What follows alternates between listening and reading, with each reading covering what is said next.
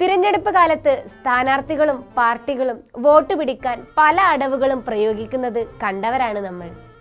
BJPയുടെ തിരഞ്ഞെടുപ്പ് കാലത്തെ പ്രധാന ആയുധം വർഗീയതയാണല്ലോ. കേരളത്തിൽ ഹിന്ദുക്കൾ കുറഞ്ഞു വരുന്നു എന്ന കണ്ടുപിടുത്തം നടത്തിയ സാക്ഷി മഹാരാജ് എന്ന സന്യാസി വര്യം പറയുന്നത് സന്യാസിമാർക്ക് ചോദിക്കുന്നത് നൽകിയില്ലെങ്കിൽ അനുഭവിക്കേണ്ടി വരുമെന്നാണ്. വോട്ട് ചോദിച്ചാൽ വോട്ട്, നോട്ട് ചോദിച്ചാൽ നോട്ട്, സന്യാസിമാർ ചോദിക്കുന്നത് കിട്ടിയിരിക്കണം, അത്ര തന്നെ. BJPക്ക് വോട്ട് ചെയ്താൽ പിന്നീടൊരിക്കലും വോട്ട് ചെയ്യാൻ ക്യൂ നിന്ന് ബുദ്ധിമുട്ടേണ്ടി വരില്ല. സന്യാസി വര്യനായ മഹാരാജ് ഇന്ത്യക്കാർക്ക് നൽകുന്ന വരമായിട്ട് വേണം ഇതിനെ കാണാൻ. तो ये अब जो चुनाव होगा वो पार्टी का चुनाव नहीं होगा, तो साक्षी महाराज का किसी प्रत्याशी का चुनाव नहीं होगा.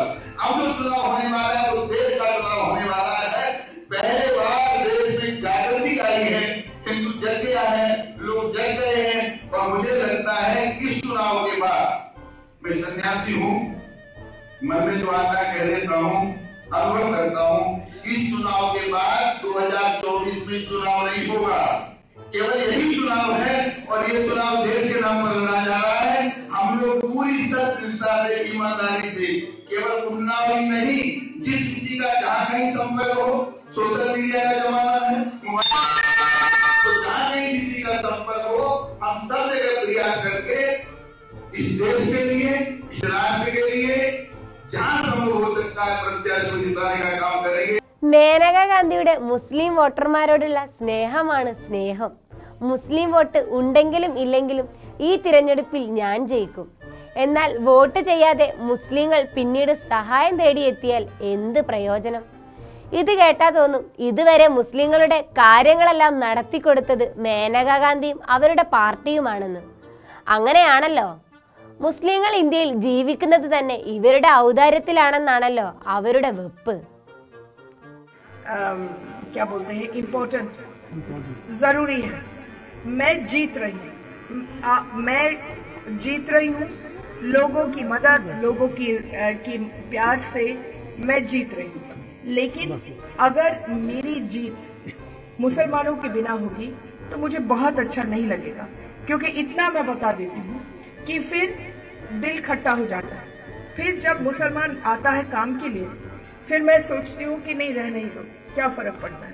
आखिर नौकरी सौदेबाजी भी तो होती है. बात सही है कि नहीं? ये नहीं कि हम लोग सब महात्मा गांधी के छठे औलाद हैं कि हम लोग आए केवल हम देते ही जाएंगे और फिर इलेक्शन में मार खाते जाएंगे. सही है बात कि नहीं सही है? ये आपको पहचानना पड़ेगा.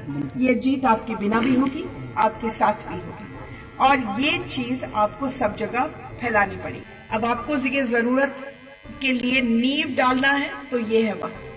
आपका जब पोलिंग बूथ का आएगा रिजल्ट, और उस रिजल्ट में 100 वोट निकलेंगे और या 50 वोट निकलेंगे, तो उसके बाद जब आप काम के लिए आएंगे तो वही होगा मेरे साथ. समझ गए आपको? तो इसलिए जब आप मेरे ही हो तो क्यों नहीं मेरे ही रहो. मैंने जब कोई फासला देखा नहीं, सचमुच में मुझे कुछ मालूम नहीं होता कौन क्या है. मैं केवल दर्द दुख देखती हूँ और प्यार देखती हूँ, बस. കാവൽക്കാരൻ കള്ളനായ നാട്ടിൽ എന്തിന് ഉപകാവൽക്കാരൻ കള്ളത്തരം കാണിക്കാതിരിക്കണം? നാഗാലാൻഡിൽ ആഭ്യന്തര വകുപ്പിന്റെ ചുമതലയുള്ള ഉപമുഖ്യമന്ത്രി വൈ പത്തോൻ ഇലക്ഷനിൽ BJPയെ ജയിപ്പിക്കുന്നത് കള്ളവോട്ട് ചെയ്താണ്. തുയി നിയമസഭാ മണ്ഡലത്തിലെ 31 നമ്പർ ബൂത്തിൽ BJPയുടെ അംഗവസ്ത്രം ധരിച്ച് വോട്ട് ചെയ്യാനെത്തിയ പത്തോന്റെ വീഡിയോ സാമൂഹിക മാധ്യമങ്ങളിൽ വൈറലായി. കയ്യിൽ 7-8 വോട്ടിംഗ് സ്ലിപ്പുകളുണ്ട്. കള്ളന്മാരായ കാവൽക്കാർക്ക് എന്ത് തിരഞ്ഞെടുപ്പ്?